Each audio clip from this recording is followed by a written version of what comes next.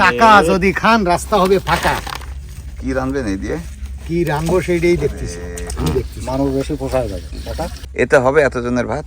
কি করবে, ভাগ্যর কি নির্মম পরিহাস। যে রান্নাটা আপনি ফাঁকি দিতে চাইলেন বুঝছেন, সেটাই সে রান্নাই করা লাগতেছে এখন। না থাকতে ভাই এই একটু টেস্ট করেন জলিল ভাই রান্না কে করবে? মাছের গাড়ি। চলেন চলেন চলেন চলেন চলেন চলেন চলেন। দুবলাচরের আলোরকল থেকে স্বাগত জানাচ্ছি সবাইকে। আশা করি ভালো আছেন। আমাদের নতুন সিজন শুরু হয়েছে, গেল 3 দিন হলো। সাগরে ভাটা শুরু হয়েছে, পানি কমতে শুরু করেছে, তাই দেরি না করে ট্রলারে উঠে পড়লাম। খালের ভেতর থেকে মানে ছোট খালের ভেতর থেকে সোজা বেরোবো আলোরকল খালে। এবারে জামতলা যাচ্ছি আলোরকল থেকে। এরা সব ভেসে আছে লাইন ধরে, এই ভাটাটা লাগছে না, এই ভাটায় নেমে যাবে তারা সাগরে। কেউ 2 ঘন্টা, কেউ 3 ঘন্টা, কেউ 5 ঘন্টা ডিস্টেন্সে হ্যাঁ সাগরে চলে যাবে। জানে এই খালে প্রচুর ব্যস্ত মানুষ, গন চলছে, তাই সাগরে জালে মাছ ধরা পড়ছে। এই মাছ নিয়ে তাদের আসা যাওয়া চলছে প্রতিনিয়ত। সকাল সন্ধ্যা রাত নেই, চাঁদের সাথে হিসাব মিলিয়ে চলছে তাদের এই বিশাল কর্মযজ্ঞ। সাময়িক শুটকি পল্লীকে ঘিরে এখানে এই যে হাজার হাজার মানুষের আসা যাওয়া বসবাস, এটা নিঃসন্দেহে এই বন এবং বন্যপ্রাণীদের উপর একটি চাপ। কিন্তু অদ্ভুতভাবে আমি একটা বিষয় খেয়াল করেছি যে এত মানুষ থাকলেও দুবলাচর, আলোরকল এবং এর আশেপাশের যে জঙ্গলগুলো রয়েছে, সেই জঙ্গলগুলো কিন্তু বন্যপ্রাণী পাখিতে ভরপুর। সম্ভবত একরকমের অভ্যস্ততা তৈরি হয়েছে। যাই হোক, এখনকার পরিবেশ মানে জেলেদের আচার আচরণও আগের মতো নেই, তারা অনেক সচেতন হয়েছে। সম্ভবত পর্যটকরাও আগের চেয়ে অনেক বেশি সচেতন। তবে সুন্দরবনে শিকার বেড়েছে, অবৈধভাবে যে হরিণ শিকার চলে সেই প্রবণতা বেড়েছে। অবৈধ জাল ব্যবহার এবং অবৈধ পদ্ধতিতে এবং বিষ দিয়ে মাছ শিকারের প্রবণতা বেড়েছে, যা সুন্দরবনের প্রাণ প্রকৃতিকে অনেক বেশি হুমকির মধ্যে ফেলেছে। এসব নিয়ে কথা হবে। আপাতত বলছি যে আমরা খেজুরতলা খালে রয়েছি, এখান থেকে সোজা এক টানে আমরা চলে যাব জামতলায়। মাছ হচ্ছে, মাছ পাচ্ছেন? কেবল আসলেন? আলোরকল থেকে রওনা দিয়েছি। চলতি পথে দেখা হচ্ছে বিভিন্ন ধরনের জেলেদের সাথে। সামনে যে নৌকাটি দেখছেন, এটি বর্ষির জেলেদের বহর। 2 জন মিলে তারা হয়তো কয়েক মাস থাকবেন এই অঞ্চলে। আমরা খেজুরতলা পার হয়ে আরেকটু এগিয়ে যেতে যেতেই আরেকটি জেলেদের বহর দেখলাম। আমরা জামতলায় যাব, সেখানে নামবো, তাই যাওয়ার আগে জেলে বহরের এই জেলেদের সঙ্গে একটু গল্প সল্প করব, সুযোগ পেলে একটু চাও খাবো। আমরা খাবো বলেই তো আসলাম।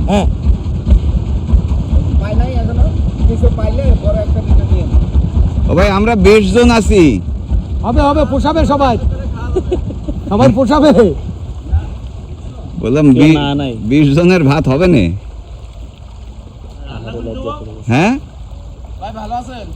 ভালো আছি। 20 জনের ভাত হবে না? বিসমিল্লাহ বললে তো হয়। খান খান খান, খেয়ে নেন। কি দিয়ে খাচ্ছেন? চিংড়ি মাছ দিয়ে আর চাল দেবেন কোয়ানে? নাম্বার পাওয়া যাচ্ছে? ও ভাই, 20 জনের খাবার কি করে হবে? এইটুক হাড়িতে আবার শুটকিও করতেছেন। বাহ বাহ বাহ, রেভিনিউ দিচ্ছেন তো এই শুটকির? সামান্য মাছও কিছু যেগুলো লাগে নাকি? কাঁচা মাছের রেভিনিউ দিচ্ছি না ভাই। ও কাঁচা মাছের দিচ্ছে তো। হ্যাঁ, আজকে মাছ কি রকম পাইলে ভাই? ওই আধা মনের মতন পাইলাম। কি ব্যাপার? পর্যাপ্ত ব্যালেন্স নেই। ওনাদের ওটা টার্গেট নাই। ও ভাই, ঘুম থেকে উঠাই নিল আপনাকে, ঠিক করলো কাজটা। ও বাবা, ভূতের মতো আরেকজন বেরোইছে। তাহলে নাম্বার নিব কি করে? ভীষণ পরিশ্রমী মানুষগুলোকে দেখলেই ভালো লাগে।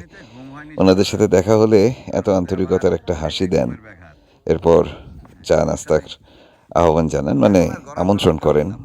সত্যি ভীষণ ভালো লাগে। যদিও তাদের জীবন আপাত দৃষ্টিতে পাখির জীবন মনে হয়, কিন্তু এই জীবন ভীষণ কষ্টের।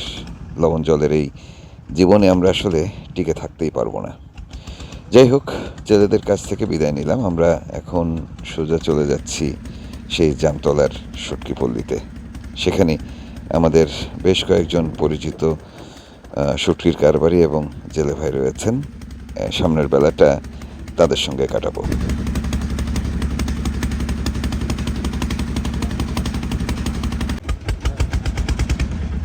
জামতলা শুটকিপল্লীতে চলে এসেছি আমরা। এখানে চলাফেরা করতে হয় একটু সতর্কতার সঙ্গে, কারণ মাঝে মাঝেই বাঘ মামা আসা যাওয়া করে।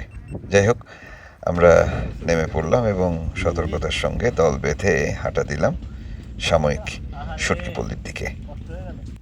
আজ সারাদিন জামতলাতেই থাকবো, তবে রান্না বান্না করার কোনো পরিকল্পনা নেই। সর্দার আজকে রাঁধবেন না, আজকে খাবার আসবে আমাদের লঞ্চ থেকে। লটকে না লটকে? লুটকে বললে এখন লুটকে কি লুটকে? আমার সাথে আসেন। মাছের গাড়ি, মাছের গাড়ি। হ্যাঁ ভাই, কি খাওয়ার মাছ খুঁজতেছেন মুকুল ভাই? পাওয়া যায় কি না? তো আমরা আসলে মাছ হয় জানেন না? হ্যাঁ, মাছের রাশি না? গতবার আসলাম। সুন্দর রাশি মাছের একটা রাশি থাকার দরকার আছে। না, মাছ হওয়া লাগবে তো। তো আমরা যতবার আসছি আমরা শুনি বাইরে থেকে মাছ নেই, মাছ নেই। গতক্ষণে মাছ হয়নি। হ্যাঁ, আর আজকে দেখি মাছ। তুমি কি ধরে গেছো? গতক্ষণ পূর্ণিমার গুণ। হ্যাঁ, হয়নি তো।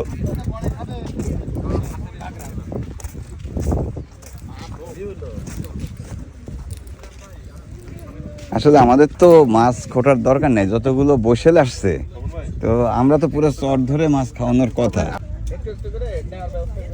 এটা কি টাইগার? টাইগার বাম, টাইগার বাম বাম। লাগালি সারবে, লাগালি সারবে। এসব দায়িত্ব কি আমার? এসব দায়িত্ব হচ্ছে মেহেদি। মেহেদি, একটু মাছ খুঁটে দাও না বসি বাবার। ওইবার থেকে ওইবারে ফ্রেশ আছে। চলো চলো।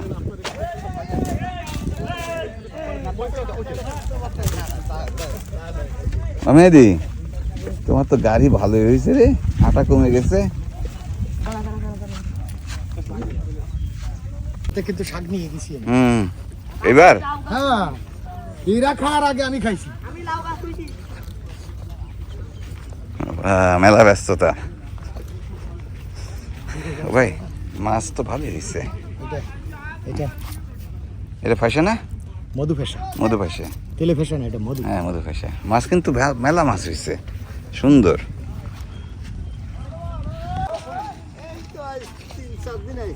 আমি লাউ গাছের খবর রাখতেছি। লাউ গাছ ভাই সদ্য পলাই চলে গেছিল। না না না, একবার পালাই যায় একেবারে না, বলে না কয়ে দাম করে সইদ নেই। সেটাই নেই না।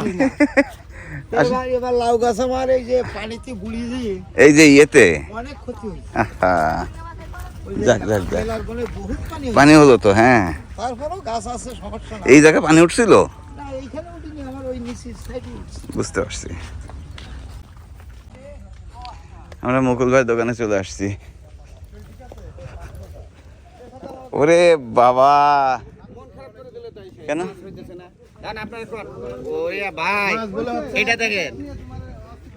আমরা না আসলে মাছ হয়েছে কখনো? তা তো অবশ্যই, তাইলে আমরা এই আসলাম। ইনশাআল্লাহ মাফ হবে।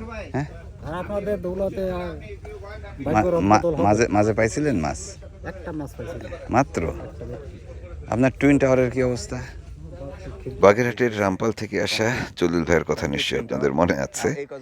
আমরা তার সঙ্গে এবারও মাছ ধরার চেষ্টা করব বড়শি দিয়ে, আর তার যেই ছোট্ট ঘরটি রয়েছে সেখানেও যাব। তবে তার আগে একটু নাস্তা করার প্রয়োজন।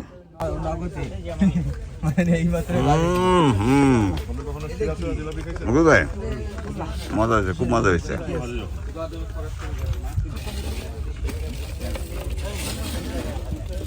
একটা খাবার আমার খুব ভালো লাগে, চলে।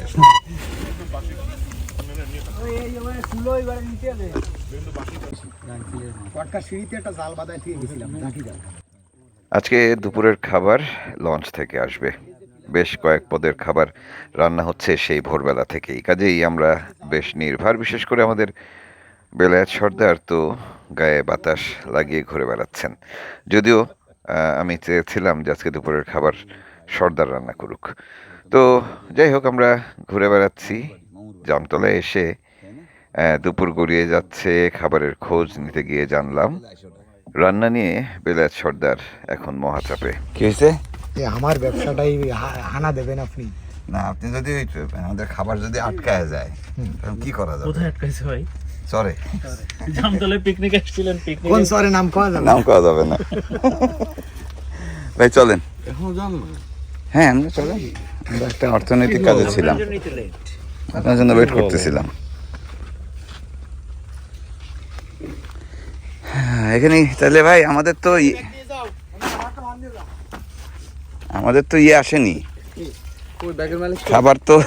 ভাই এটা দেখি কি বানা, চাকা যদি খান রাস্তা হবে ফাঁকা। কি রাঁধবেন এই দিয়ে? কি রানবো সেইটাই দেখতেছি। আরে বেশি করে দিই, হ্যাঁ, একটু মানুষ একটু বেশি তো ভাই, একটু হালকা রসা রসা মরিচ একটু বেশি দিলে মানুষ বেশি পোষায় যাবে। ঠিক আছে, বসায় দেবে নাকি? পিকনিকে আরাম এই করতে এসে অতজনের রান্না করার হাড়ি আছে? এতে হবে এতজনের ভাত? হোটেল তো বেলায়েত ভাই, চলে। পিকনিকে আরাম করতে এসে হঠাৎ রান্না শুরু করলেন যে? কি করব, ভাগ্যর কি নির্মম পরিহাস। যে রান্নাটা আপনি ফাঁকি দিতে চাইলেন, বুঝছেন, সেটাই। সেই রান্নাই করা লাগতেছে এখন। না না, গরম পানি না। খাবার আনতে যে এখন বাজে 3:30, ভাবো ভাত খাবো কখন? আল্লাহ, 6টায় আমাদের খাবার আনতে যে ট্রলার গেছে 8টে চরে। একটার পর একটা শুটকির ঘর পার হচ্ছি, প্রত্যেকের মুখেই হাসি। সাভার মালিক থেকে শুরু করে কর্মচারী সবাই ভীষণ খুশি, কারণ মাছ পড়ছে সাগরে। এই ঘরে মাছের খবর কি হচ্ছে? মোটামুটি। ওয়ালাইকুম সালাম, ভালো আছেন? না, ওই আমি খুঁজতেছি আপনাকে। জাল কি ছিঁড়ে গেল? বেজে গেল? আচ্ছা আচ্ছা আচ্ছা, কি বিপদের কথা। এই শুটকিগুলো দারুণ শুকাইছে, কিন্তু 3 রোদ, মানে 3 দিন। কাকা,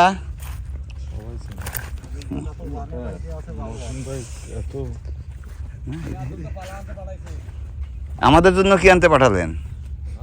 আমাদের জন্য কি দেবো? দেখার মতন কি আছে? শুটকি মাছ দেবো আপনার। এগুলা কোথায় যায়? এগুলো ফিশ মিট আছে, মুরগির। এগুলো নিয়ে খুব বিপদে পড়ছে। মানে তো মানে এটা তো কম দামি জিনিস, কিন্তু জাল ভরে এটা যখন আসে তখন অন্য মাছ থাকে না। আমরা আজকে মাছ ধরবো, তবে তার আগে একটু জলিল ভাইয়ের ঘরে যাব। আমরা হাঁটতে হাঁটতে চলে এসেছি সাগর পার, এবং এদিক দিয়ে হাঁটতে হাঁটতে আর একটু সামনে এগুলোই সেই ঘরটি পড়বে। আর বাকি সচরাচর পাওয়া যায়। এখানে আসছে না? আসছে তো, আসে, দেখা গেল অনেক সময় এসে বসে। হরিণ আসে, হ্যাঁ। এই যে হরিণের পাড়া, এই যে হরিণের পাড়া। এই কুকুর, শুকর, আচ্ছা আচ্ছা আচ্ছা, সব ঠিক আছে। এখন আপনার টুইন টাওয়ারটা তো ভালোই লাগতেছে মনে হচ্ছে দেখতে। হ্যাঁ, কত দূর আপনার টুইন টাওয়ার? জ্বলবে টুইন টাওয়ারটা দেখানোই লাগবে মানুষকে, এছাড়া। আসেন ভাই, আপনারা সবাই আসেন, সমস্যা নেই। যেদিন বড় আছে গেওয়া গাছ, যত বাচ্চা ছিল এই গাছের ভিতর। হ্যাঁ এখানেই ছিলেন। এবার ওই গাছের ভিতর তো ওই মাঝে থেকে এলাম, ও এবারে তো বিরাট বাসা বানাইছে জলিল ভাই, টুইন টাওয়ার দেখছেন? দোতলা বিল্ডিং কিন্তু আবার তো, আরে বাবা, বেড়াও দিছেন। হ্যাঁ, দরজাটা আনলেন কোত্থেকে?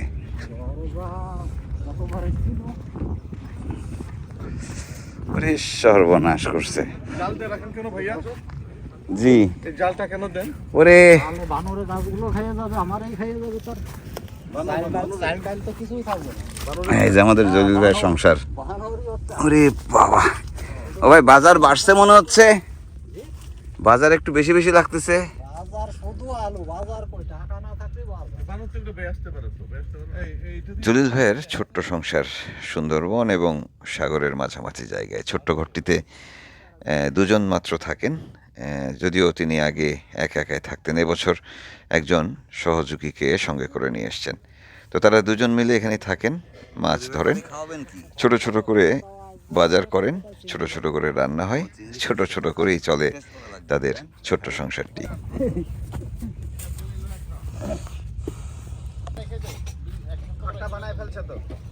ভাই ইয়ে দরজা দেখছেন?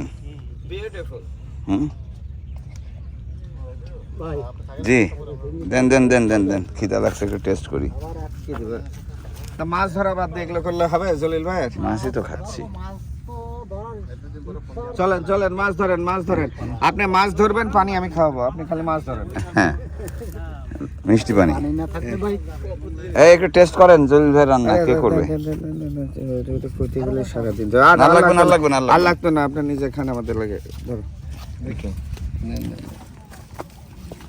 একটু লবণ কম হতে পারে, এই ছাড়া পারফেক্ট ভাই, পারফেক্ট পারফেক্ট। মেলা অসুবিধা হওয়ার কথা না। কেমন হলো? ডাক দিয়ে তো ভাগে একটাও থাকলো না। সব ঠিক আছে।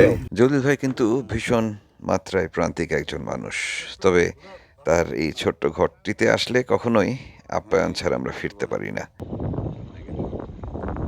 এখানে কিন্তু বেশিরভাগ শুটকির কারবারি, জেলে এবং বাকি যারা কাজ করেন তারা ধার দেনা করে আসেন। তারপরেও কারোরই মুখে হাসির অভাব নেই, আন্তরিকতার অভাব নেই। এই কারণেই এই অঞ্চলটা আমাদের এত ভালো লাগে। যাই হোক, কাল আবারও দেখা হচ্ছে নতুন পর্ব নিয়ে। বিদায় নিচ্ছি, ভালো থাকবেন সবাই।